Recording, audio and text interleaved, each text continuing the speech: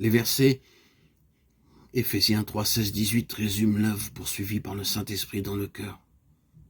Qu'il vous accorde la grâce d'être puissamment fortifié par son esprit dans l'homme intérieur, en sorte que Christ habite dans vos cœurs par la foi, et que vous puissiez connaître l'amour de Christ, afin que vous soyez remplis de toute la plénitude de Dieu. L'apôtre prie afin que les Éphésiens soient puissamment fortifiés par l'Esprit, pour que Christ habite dans leur cœur par la foi. L'Esprit éternel qui procède du Père vient donc pour révéler aux croyants que le Seigneur demeure en lui. Il le fortifie, le prépare pour que Christ puisse être parfaitement formé en lui, selon l'expression de l'apôtre Paul. Remarquons aussi qu'il est fait ici mention de la foi. Celle-ci n'existe pas sans son objet. La foi, c'est croire en la parole de Dieu, croire que derrière sa parole, il y a Dieu et sa toute-puissance. La foi vient de ce qu'on entend, elle s'éveille sous l'action de Dieu, dans le cœur qui écoute. Vous êtes ressuscité avec lui par la foi en la puissance de Dieu.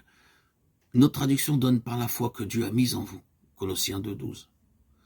Nous sommes donc conduits au Saint-Esprit pour qu'il subvienne à tous nos besoins, qu'il nous donne même la foi nécessaire pour collaborer avec lui, pour saisir tout ce que Christ nous a acquis par sa mort. Le Seigneur Jésus taxe l'incrédulité de péché. Les hommes, eux, la considèrent comme une infirmité sous le poids de laquelle ils gémissent volontiers. Mais nous devons la combattre comme un péché, la confesser à Dieu comme un péché, la rejeter comme un péché, et recourir à Christ pour en être délivrés comme nous le faisons pour tout autre péché. Regardons donc au calvaire, où nous sommes crucifiés avec Christ, pour que celui qui est vivant nous communique l'esprit de foi. Cessant de regarder à nous-mêmes et de nous analyser, reposons-nous uniquement sur sa parole, et nous recevrons une foi enfantine. Alors nous apprendrons à vivre par la foi au Fils de Dieu. Je demeurerai en vous, tandis que Christ en lui est révélé au racheté.